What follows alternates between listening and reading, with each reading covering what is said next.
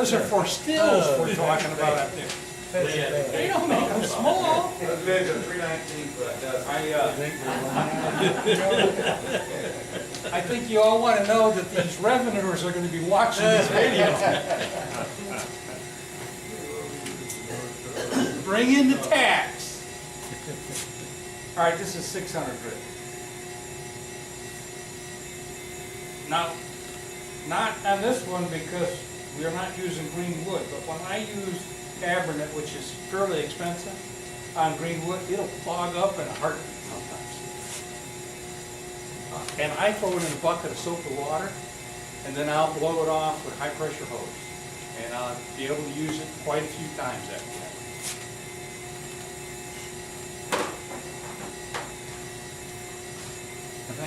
The other thing that people do, especially on spindle work, is you'll stop and you'll go with the grain rather than against the grain.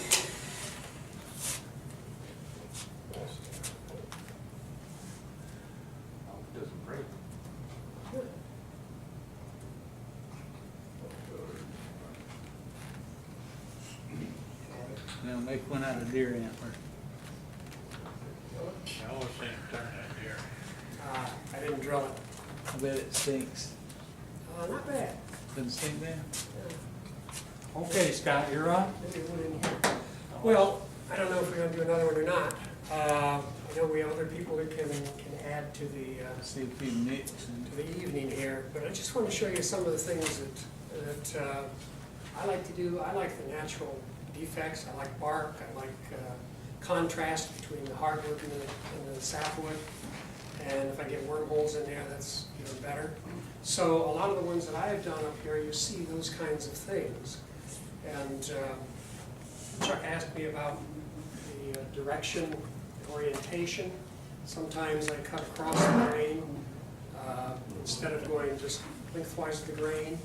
A couple times I've gone straight across. Sometimes in order to keep the bark on, I try to go at an angle. And I kind of like that, but I think it gives a character. For example, here's a piece of oak out of Queens Harbor. They were trimming trees there and happened to see some. So a lot of the things that I've done are picked up woods from local area. This is a piece of locust from the farm that I grew up on, and so on. And there's a couple of things up here of deer antlers. So I think what I'm going to do is, at this point,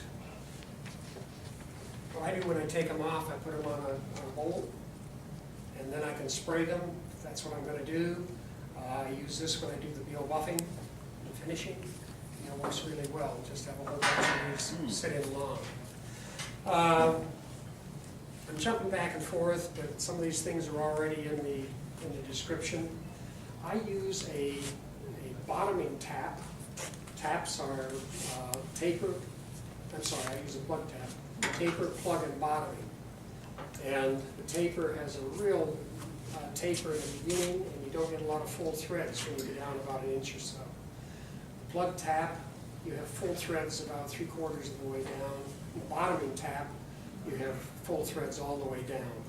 So I use a plug tap, and that seems to work very well, but I drill a little bit deeper than what the tips, the threads on the tip require.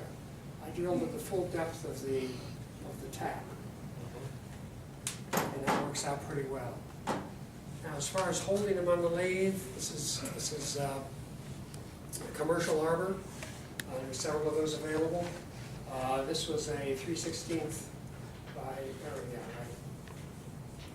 3/8 by 16 bolt, cut off the head, and a nut up on there, and you can hold this in a chuck. The trouble is, it doesn't work very well. It wobbles a lot. So I tried to do something else. I used a carriage bolt and a piece of wood, held that in the chuck, and I probably made 100 or so bottle stoppers on that.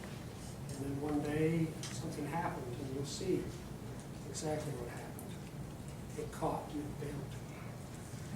Amazing. So since then, I've gone to this arbor over here.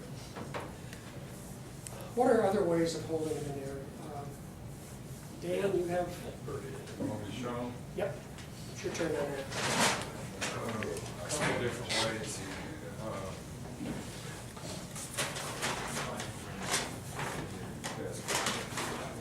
Mine are kind of large. Yeah. I've done these individually, but I used to also sell them, so I've made hundreds of them. There's two ways I like to do it. When you have the cone, you can use cork, but they have this right here, this kind right here. And what it is it's 3/8 and a half inch step out of maple. And the way I attach them is with the veal chuck, like this. All the way in to where that is up and close, like that. I spin pretty fast, probably 2,000 RPMs, 2,300 RPMs when I do these. Now as far as the cones go, the best thing I found was this little, this is from PSI, this goes right on your threads. And you drill them, I forgot what, I had the drill bits for them.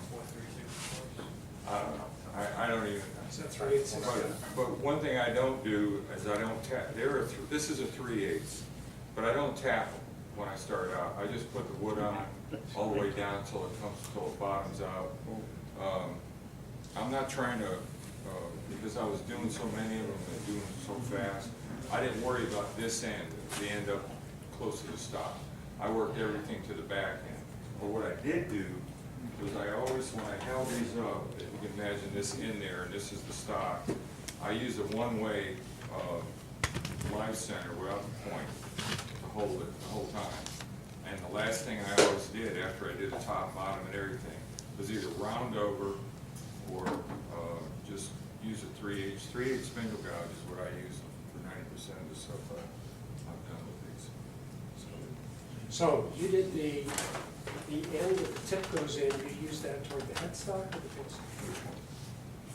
This right here? You had it oriented on the leg, is this the headstock? Yeah, no, this is the, Okay. this is tailstock, the same way, but with the, that one-way live center without a point on it like that.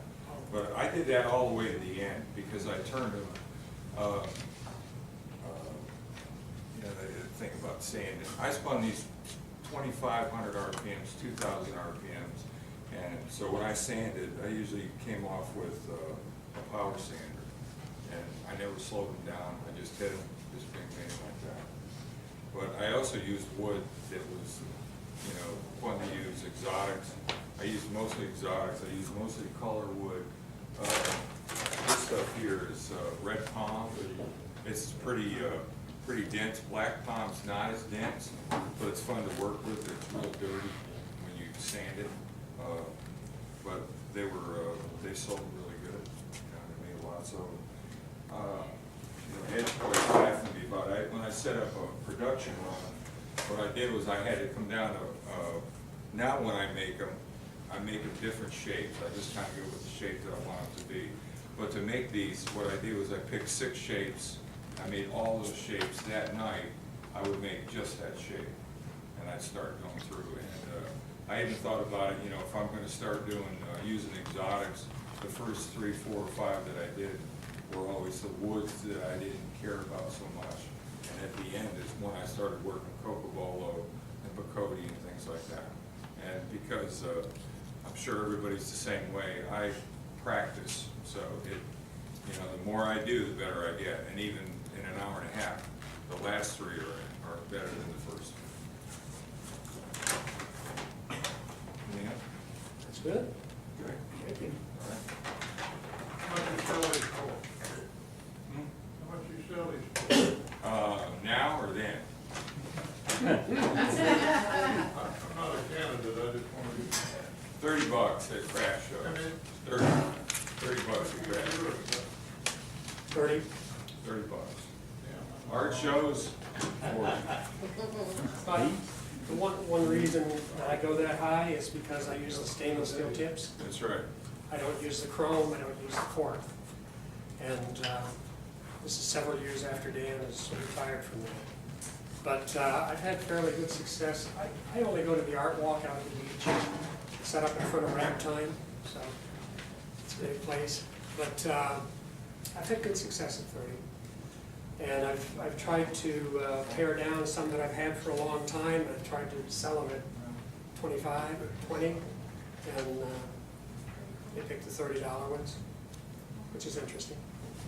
What does it cost to make one? The tips, the stainless steel tips run, I get them now in quantity.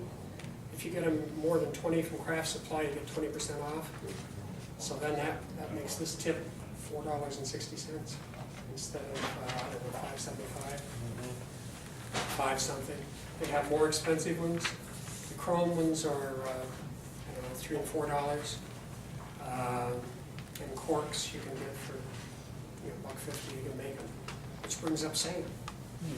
Sam, you want to talk about the tips that you made? Yeah. I'm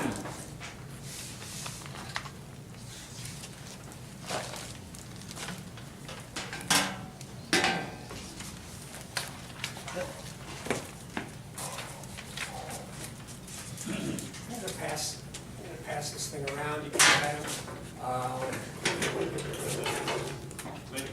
Lenny has made these colored ones over here, and I'll just pass the whole thing around, look at them while Sam's doing a little bit of talking here, and we'll give you an idea of some variety.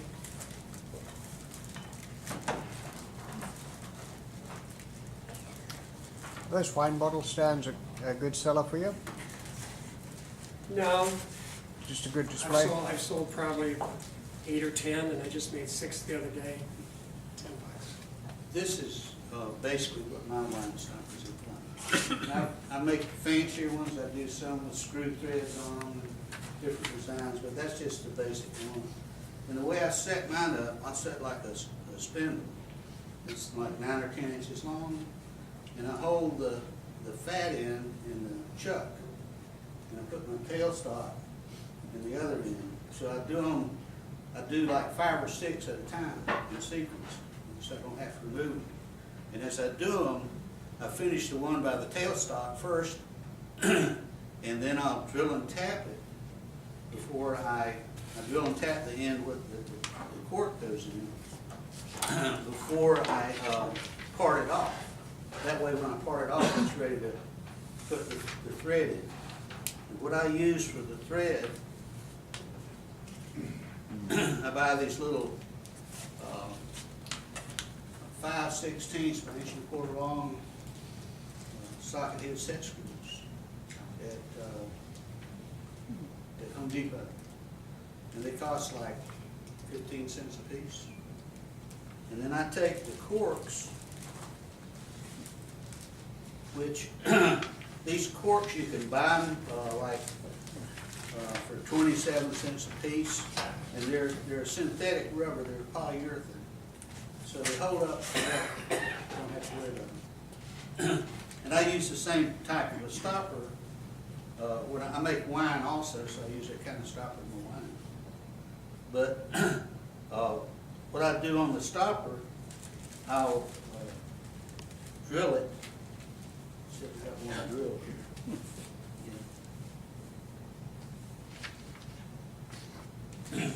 I'll drill it with a 1/4 inch drill bit, about 3/8 of an inch deep. And I just do this by hand. I just put me a center point, take my drill bit and run in there about 3/8 deep. And then you don't have to thread this. The threads themselves will go into it in a hole. So, but originally the cork looks like this. So you've got to get it to look like this. So what I do is I have one of these screw threads set up in my drill bit, in my battery-powered drill, and I take it and I hold it on the side of my white grinding wheel, and in about 30 seconds it's down like this, in perfect around. And I always keep a bottle there to check it, make sure it's right. The bottle's always half full. Not when he gets through with it. Do you have to put any glue on the threads or anything, or is it No. just old fun? And here's a real trick right here. My son sent me this